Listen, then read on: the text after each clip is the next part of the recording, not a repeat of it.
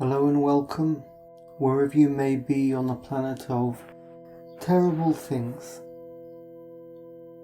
I've got quite a few sections from Mr. Gurdjieff today on the subject of breathing, on the breaking of the will of the absolute, and certainly about the difficulty people have in communicating with each other.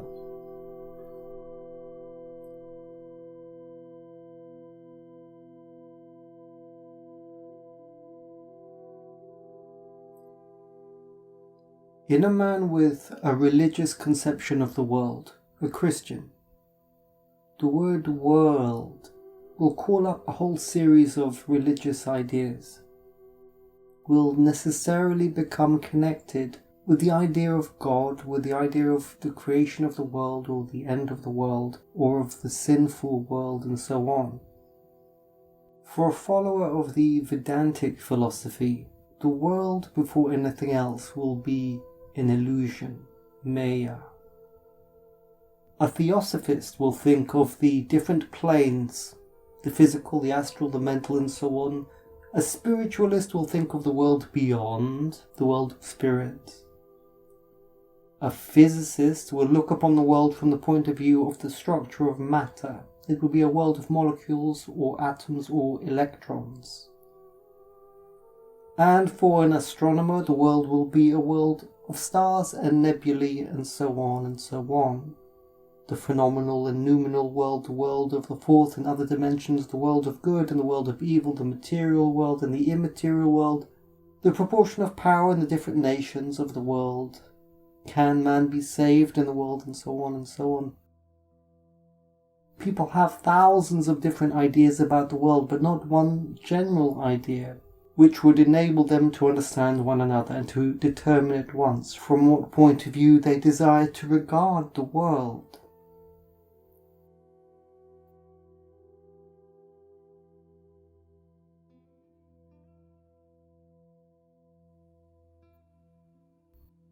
Perhaps the most important thing that can be understood from this passage is that when people speak together, they're not really communicating. It's hard to see. People like to talk, but if one person's talking about the world and the next person's talking about the world and they're really thinking about different things, they don't really understand very much. They don't even see that they don't understand. They enjoy having a conversation after all, and then they go home, and then their society is declining. Nobody knows why. That's how it is. Nobody knows why. On this planet, whole civilizations rise and fall. They are buried and catastrophes before them, and nobody knows why.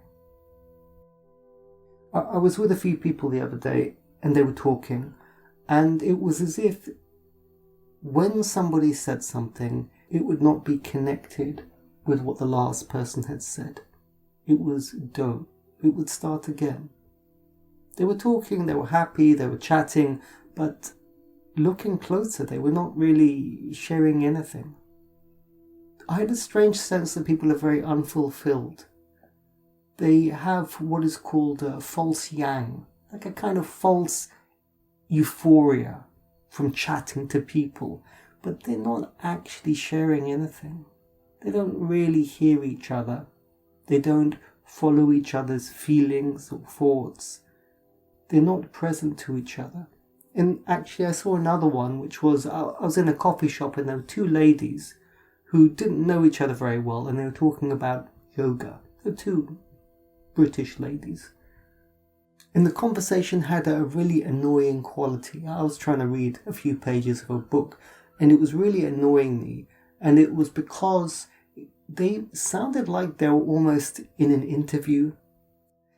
Sometimes I see parents, they look at their son or daughter, and they switch into this mode and they say, "Now you know that's not right. Please say sorry to this person." And they switch into this mode of complete falseness, It's so strange to see. Do you know what I mean? So they switch into this sort of teaching mode where they tell their child to perform this act that you're supposed to do. You're supposed to say this and you're supposed to say that, whether you feel it or not. It's like they're teaching the child how to be false. It feels very painful, you know. It's painful to watch that. And they don't know any better, right? I mean, and in the same way, you know, they're bombing Iran, an ancient civilization at the moment. It's so terrible. I don't even have the words to express how terrible it is. I just remember when the British machine gunned the Tibetans in the Anglo-Tibetan War. They carried their Maxim guns all the way up into the mountains and just mowed down these innocent ancient civilization.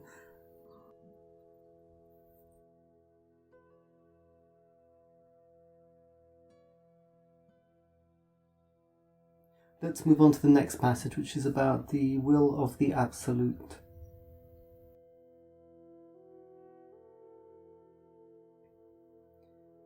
As has been said already, the will of the Absolute is only manifested in the immediate world, created by it within itself, that is, in World 3.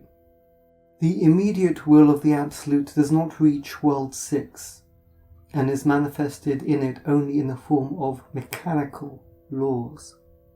Further on, in Worlds 12, 24, 48 and 96, the will of the Absolute has less and less possibility of manifesting itself.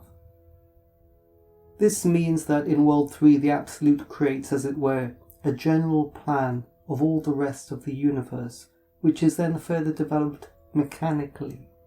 The will of the Absolute cannot manifest itself in subsequent worlds. Apart from this plan, and in manifesting itself in accordance with this plan, it takes the form of mechanical laws. This means that if the Absolute wanted to manifest its will, say, in our world, in opposition to the mechanical laws in operation there, it would then have to destroy all the worlds intermediate between itself and our world. I was trying to think of this in terms of a business.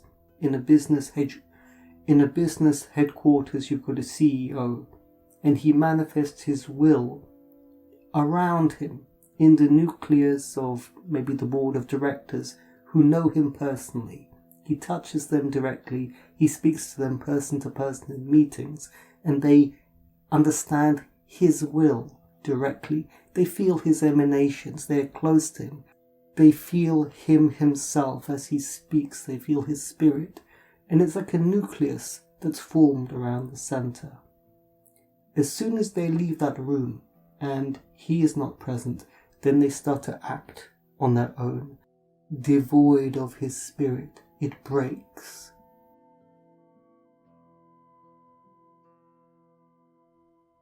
But let's look at it inside that example. Why doesn't the CEO appear in all the satellite businesses, in all the different franchises and outposts of that business around the world? Why doesn't he?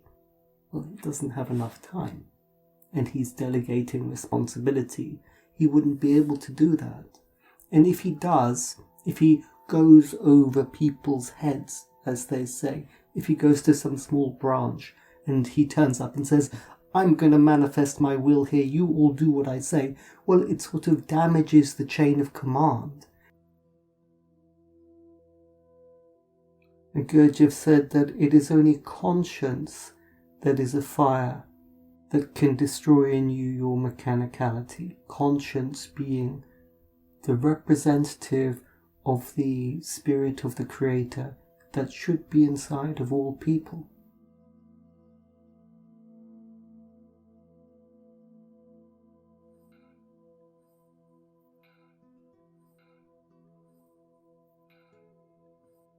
This passage is Gurdjieff's response to Ouspensky, who had said many things about the different cosmoses and their densities and potentialities and so on.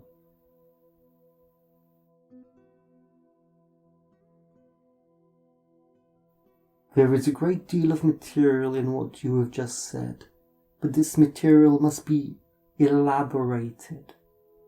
If you can find out how to elaborate the material that you have now, you will understand a great deal that has not occurred to you until now.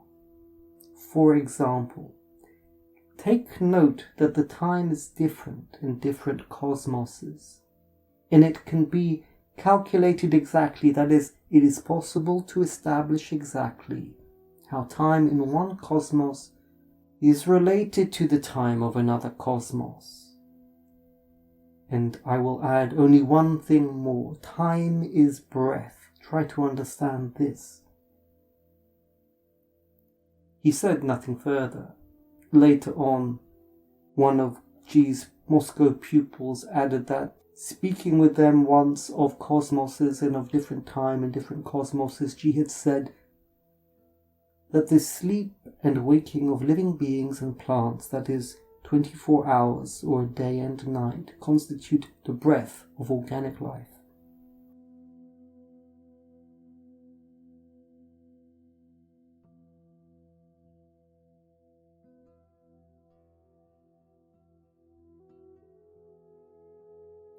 So I was thinking that dogs, I like dogs, but they don't have the intelligence in their head that a man does. They don't have this psychic movement.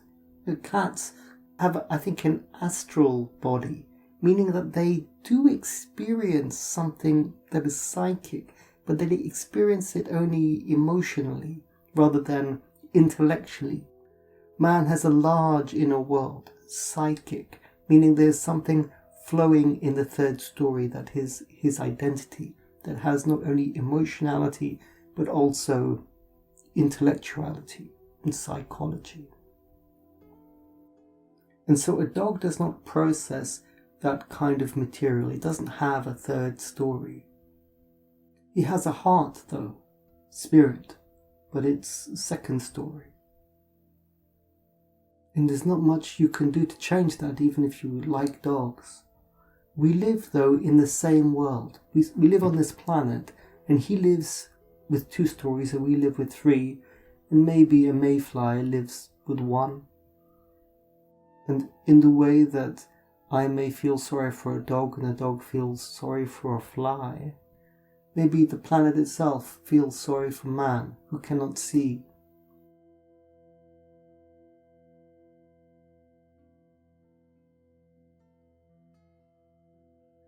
The other thing that's hard to explain is that for a dog, anything that it doesn't know, it would say doesn't exist, or it's sort of beyond him. It's not possible, he might think.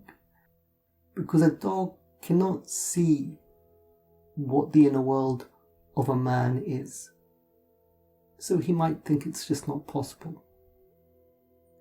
Similarly, for a man, he does not understand what it looks like to be inside the head of a Buddha or a higher man. But it is possible to turn yourself into a Buddha. But it's difficult because you don't know what it looks like to have such an inner world, an inner consciousness. The development of man is the development of his consciousness, developing the dynamic power of the inner world, of that psychic world. It's quite hard to do because you don't know what it looks like. In other words, when a man thinks about what is possible, he normally is only looking inside the world he knows.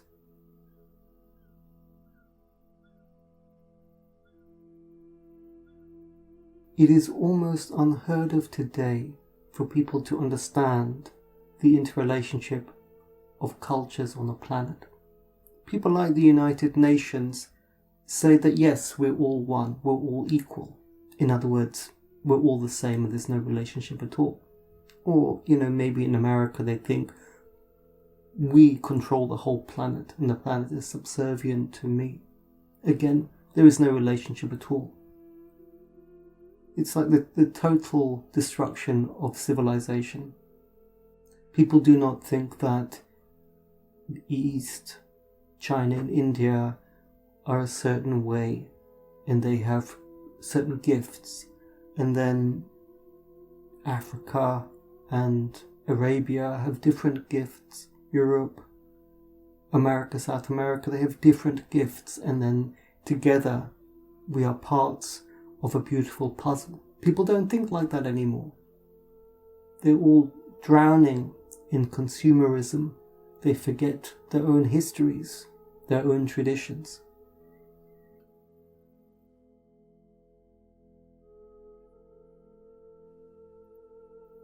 Okay, the last passage I will do is about Mars.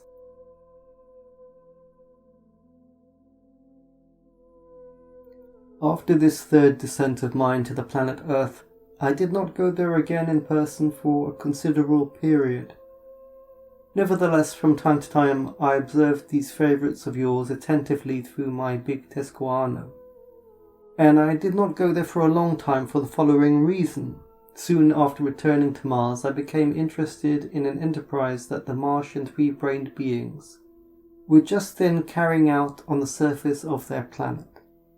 To understand what this undertaking was that I became interested in, you must know that the planet Mars is for the systemors to which it belongs, a Midnell-Hautian link in the transformation of cosmic substances.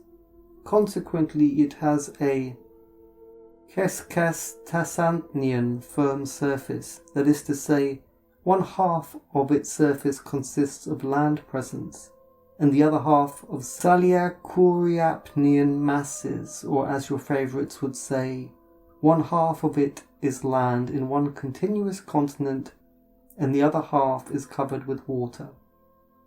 So, my boy, as the three-brained beings of the planet Mars use only prosphora, or as your favourites call it, bread, for their first being food, they always sow wheat on the land half of their planet.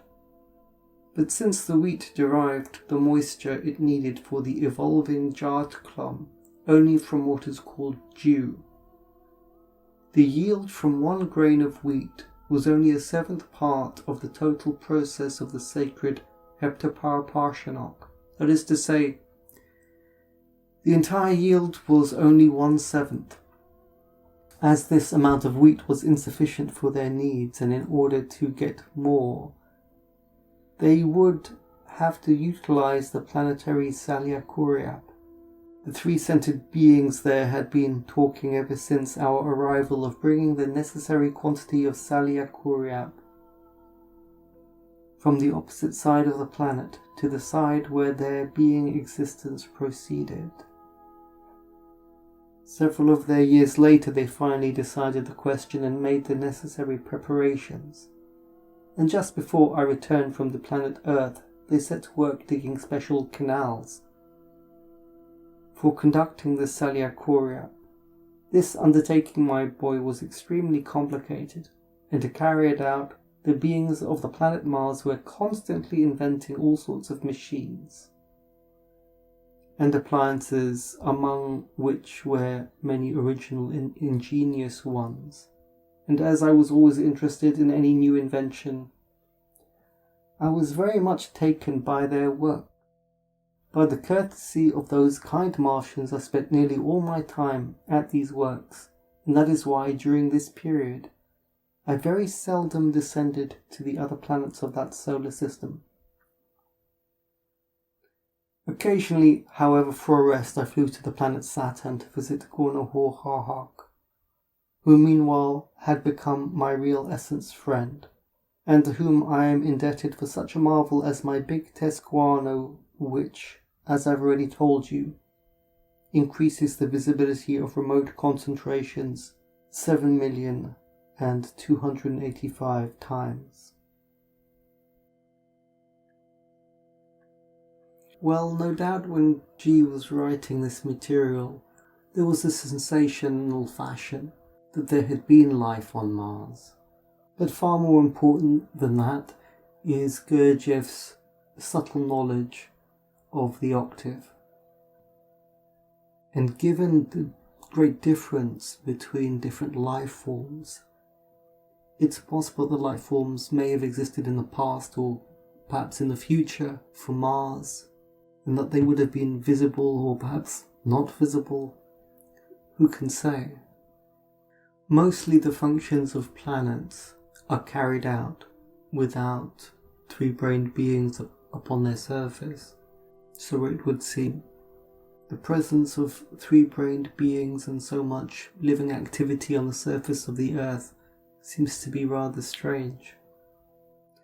There would be very few people on the planet who would understand any of Gurdjieff's material.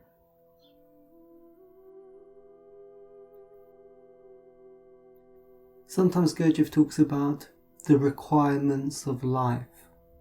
For instance, he says that people should play a role externally, but inwardly not identify. And that you should do that with your family or work or friends because those are the requirements of life, by which he means the machinery of the organic life on the planet requires you, being born here, to carry out certain tasks, even if you may see beyond them.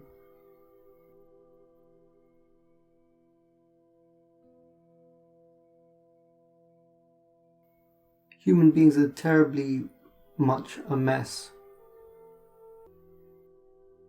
but they know less and less every year. They lose all sense of civilization.